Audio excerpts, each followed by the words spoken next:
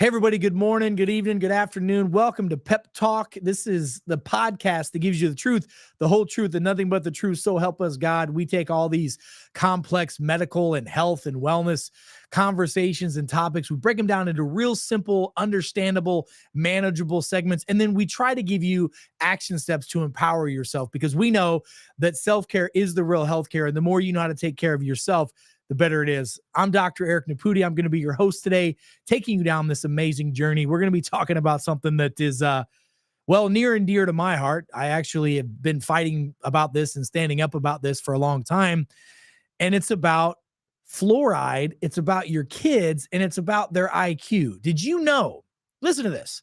A new U.S. government study reports that high levels of fluoride in drinking water could lower children's IQ. This is the first time federal agency has confirmed a connection between consuming twice the recommended amount of fluoride and reduced intelligence in children. The concern is that children and pregnant women, by the way, this is another massive concern, are getting too much levels of fluoride in the body. So check this out. This is important. It's been all over the news. We've been talking about this for a while. I've been reporting on this now. 2 years ago, there was a study done by the EPA. The EPA just released the study recently, and the studies, they've been sitting on it for 2 years. So your own Environmental Protection Agency says, look, here's the deal. We know there's fluoride in your water. We know that we're putting it there. We know that there's fluoride in a lot of your food. There's fluoride in a lot of your bottled water. There's fluoride in a lot of the cosmetic procedures you do and stuff for your mouth and your teeth and your toothpaste. But we now know that there's no safe level of fluoride in the human body. By the way, if anybody's ever seen fluoride, like a fluoride by itself for sale, it's got the skull and crossbones on it, which means what? Danger, danger, danger. So why would anybody assume that putting fluoride in your water would be healthy for you? We now know that the reason why they say that is because it supposedly strengthens the teeth and the bones and etc. Well, it can do that in some cases, but is the juice worth the squeeze? Now look at this. The report's findings, this is pretty wild. The report's findings are based on studies conducted from countries including Canada, China, Mexico, and the U.S., where fluoride levels in drinking water exceed 1.5 milligrams per liter, much more than the recommended 0.7 milligrams per liter in the U.S. While these reports didn't necessarily clarify how low the IQ went, but children could have lost anywhere between 12 and 15 points from their IQ. New evidence suggests raises high concern that fluoride levels in water are not safe and healthy. They're not. It's a problem. Fluoride is a known carcinogen. Fluoride is a known endocrine disruptor, and we know that it can cause neurological delays, not just in young humans, children, but in fetuses. And pregnant women are starting to have issues with that as well. So what do? First of all, you do everything you can to avoid the fluoride and the chlorine in water. What do? You have a whole home, hopefully, filtration system. And there's lots of them out there on the market. I think a lot of them are great. You just want to make sure that you can have one that's been proven with testing that it reduces chloride and fluoride in your drinking water. The chlorine and fluoride, sorry. And not just in the drinking water. I have it on my water spigot, but I also have it on the water that we bathe in because you're going to absorb this stuff through your skin. So when you shower in it or bathe in it, that's problematic as well.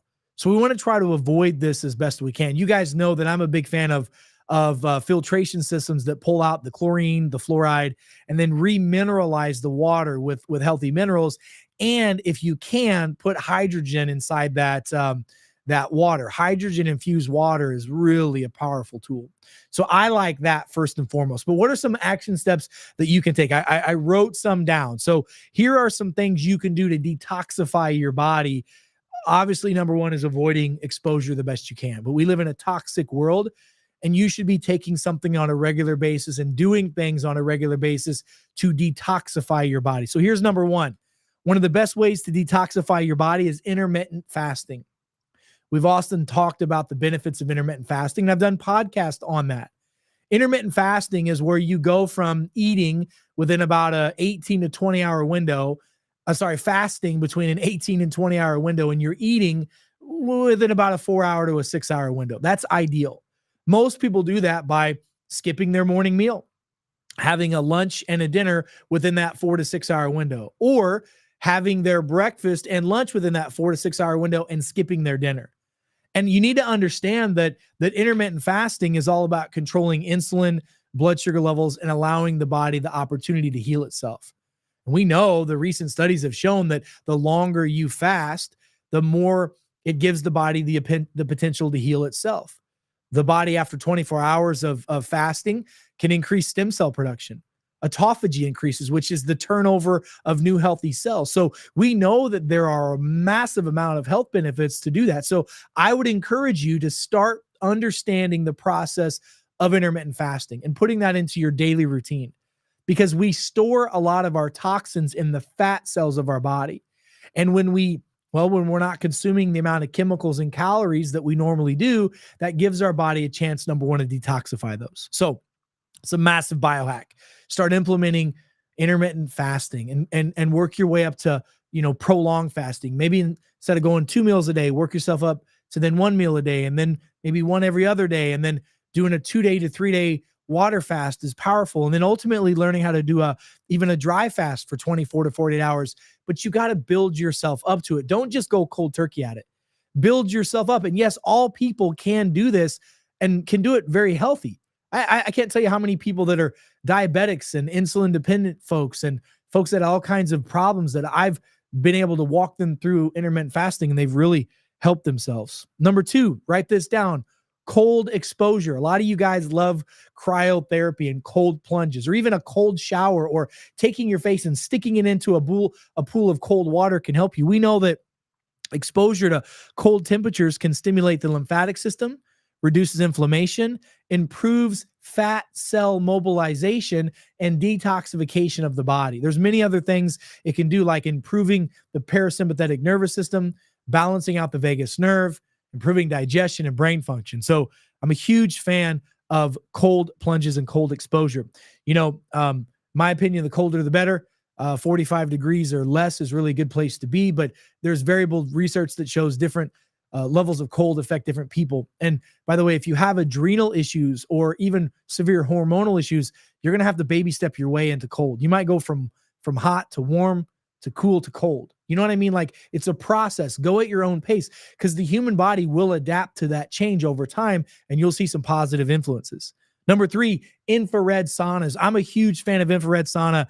Infrared sauna helps the body sweat out toxins, promote circulation, enhance the detoxification. Powerful. And the data is clear. If you are doing 20 minutes a week of saunas, the improved detoxification, the reduced inflammation has been powerful. The best benefits are 20 to 30 minutes, 2 to 3 times per week. That's typically what I like to do. I like to do 20 to 30 minutes, 2 to 3 times a week. I would encourage you, if you can, get a nice infrared sauna in your home, or go somewhere where you can utilize this regularly. Man, here's a simple, easy one. Something called dry brushing. Have you ever heard of this term, dry brushing? Brushing is literally taking a comb or a brush and just brushing your skin down, brushing, down this way, down the side of the neck, down the arm, down the belly, down the legs. Brushing does multiple things. It stimulates the lymphatic system. It helps the body detoxify. The lymph system is so important. But it also helps balance out overstimulation of nerve endings in the body. People have chronic pain. People have sensory processing issues. But man, this is a powerful detoxification. It removes skin cells, debris, improves circulation. Very powerful, powerful tool.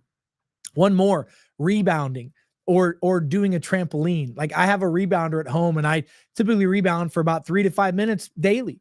And all it is jumping up and down on a rebounding machine that helps pull the toxins out of the body. And then last but not least, having some type of a chemical compound, a nutraceutical or nutrient you can take that detoxifies the body. I'm a big fan of having things like activated charcoal, cliniptolite zeolite, having things like carbon 60. A Shilajit is powerful, diatomaceous earth. But if you can have a product that combines all those together, that helps pull that stuff out of the cell, helps bind the toxins, and comes out in your system, that really can help you a tremendous amount. Incorporating these biohacks into your system are really powerful. But really the key is avoiding the exposure to those compounds. And now, avoiding compounds, not just the fluoride and chlorine, but heavy metals. There's a massive class action lawsuit happening right now because of some of the most well-known baby formula products on the market have allowed heavy metals to be introduced into the baby formula. And by the way, when those companies were asked, why did you do this? Their response was, well, the FDA and EPA allows just a little bit, so this is okay, right? No, it's not. We're seeing the same thing happen. We're seeing neurological decline. We're seeing people not being able to develop like they're supposed to because of heavy metal toxins. By the way, have you ever heard of that term mad as a hatter? Do you know where that comes from?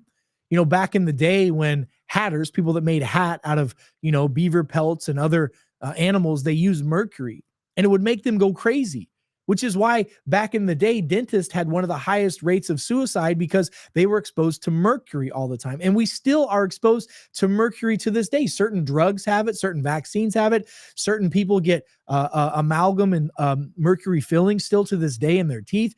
It is in our food supply. There are things we can do to mitigate that and to remove that from our system.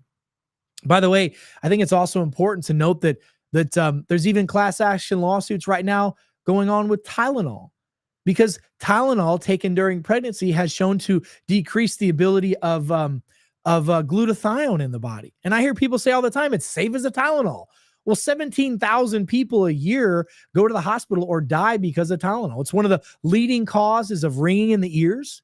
It's one of the leading causes of liver problems, and it's one of the leading causes of kidney failure. Now we know that if you're taking Tylenol during pregnancy, you have a higher risk of having problems with that child. It shuts down the glutathione pathway. That's why it's so important to have a genetic profile. If you knew like you had an MTHFR gene positive, you know that Tylenol is kryptonite for you.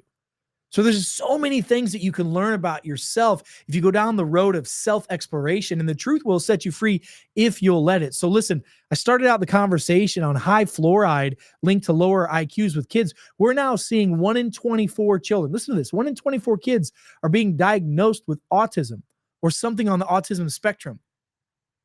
And if we keep doing what we've always done, we're going to always get what we've always gotten. And now we see more increased chronic illness in adults and children than ever before.